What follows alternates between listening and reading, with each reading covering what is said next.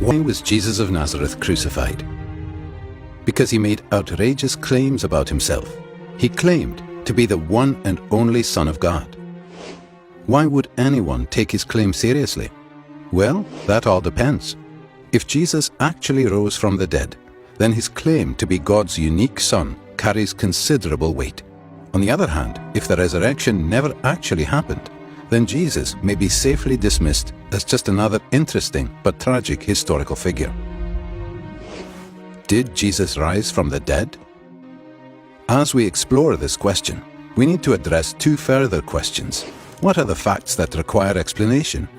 And which explanation best accounts for these facts?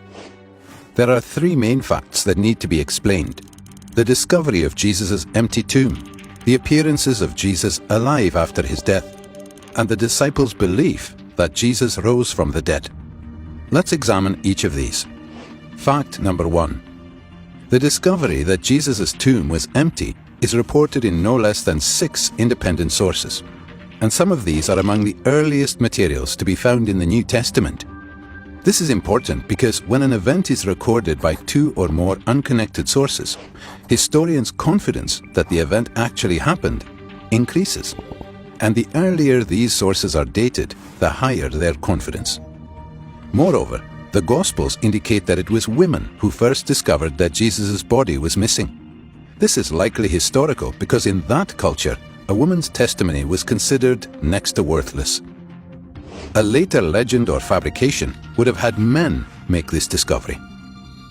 Our confidence in the empty tomb is further increased by the response of the Jewish authorities.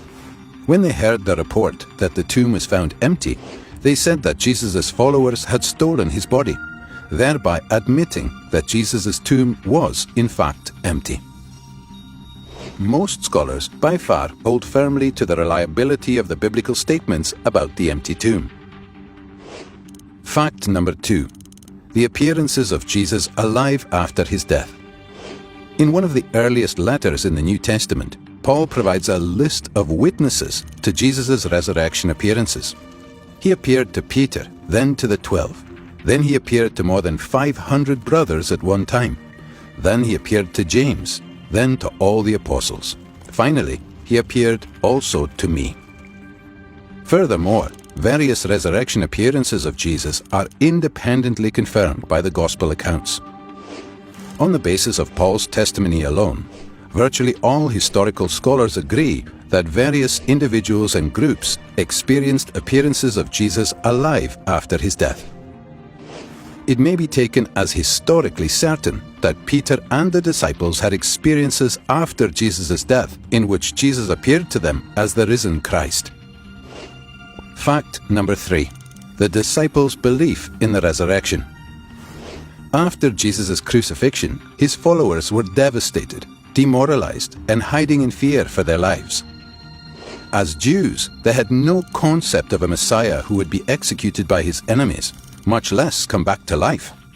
The only resurrection Jews believed in was a universal event on Judgment Day after the end of the world, not an individual event within history.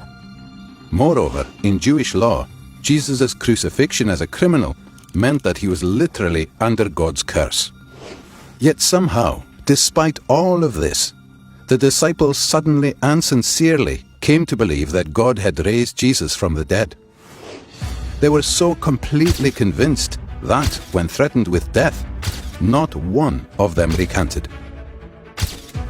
Even the Pharisee Paul, who persecuted Christians, suddenly became a Christian himself, as did Jesus' skeptical younger brother, James.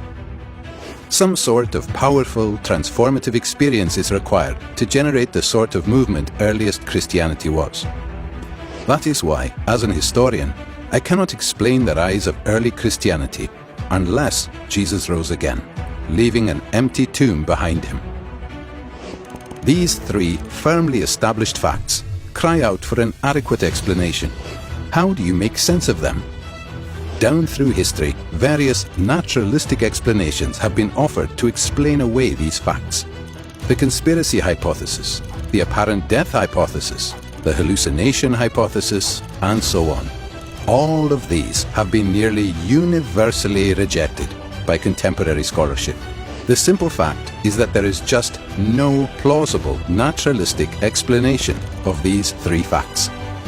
The explanation given by the original eyewitnesses is that God raised Jesus from the dead.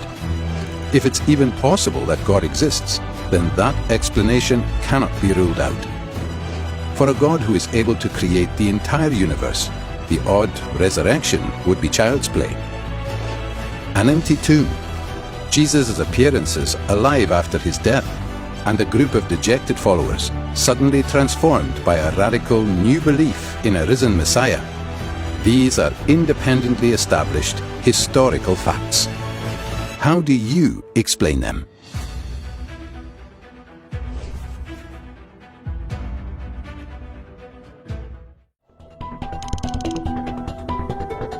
It's a matter of historical record that Jesus of Nazareth died and his body was placed in a tomb.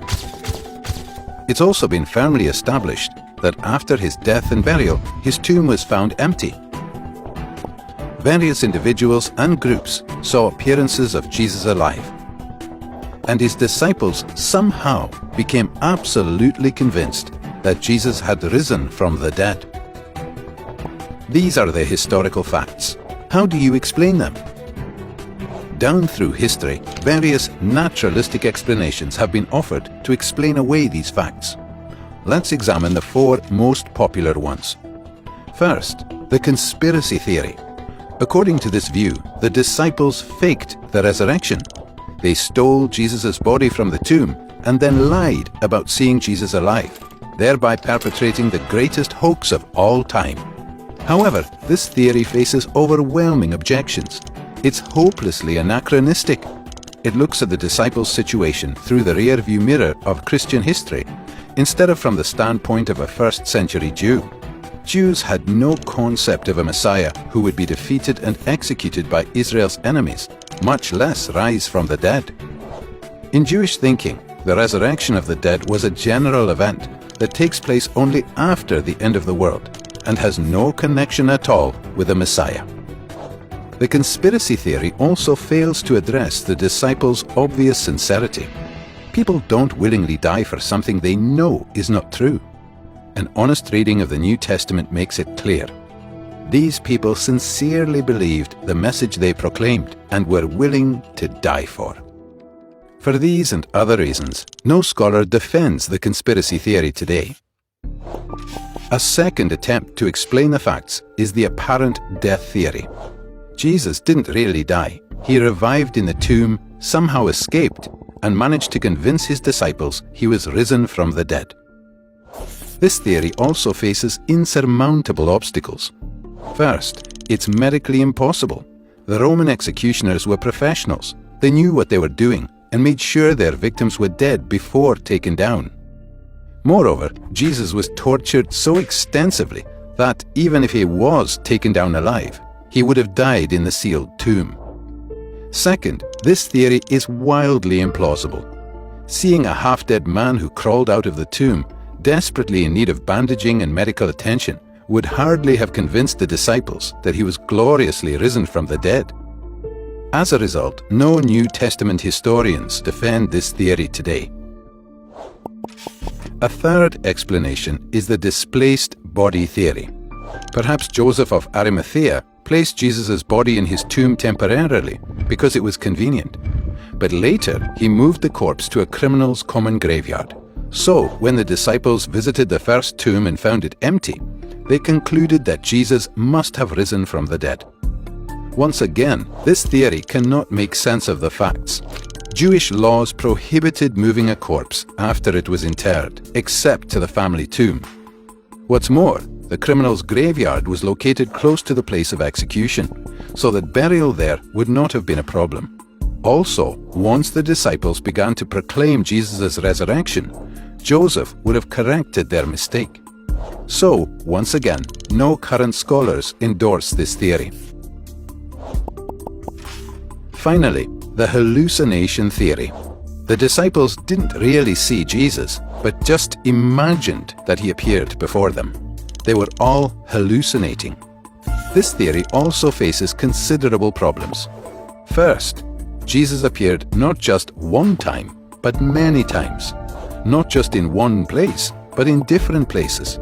Not just to one person, but to different persons. Not just to individuals, but to groups of people. And not just to believers, but to unbelievers as well. There is nothing in the psychological casebooks on hallucinations comparable to these resurrection appearances. Second, hallucinations of Jesus would have led the disciples to believe at most that Jesus had been transported to heaven, not risen from the dead, in contradiction to their Jewish beliefs. Moreover, in the ancient world, visions of the deceased were not evidence that the person was alive, but evidence that he was dead and had moved on to the afterworld.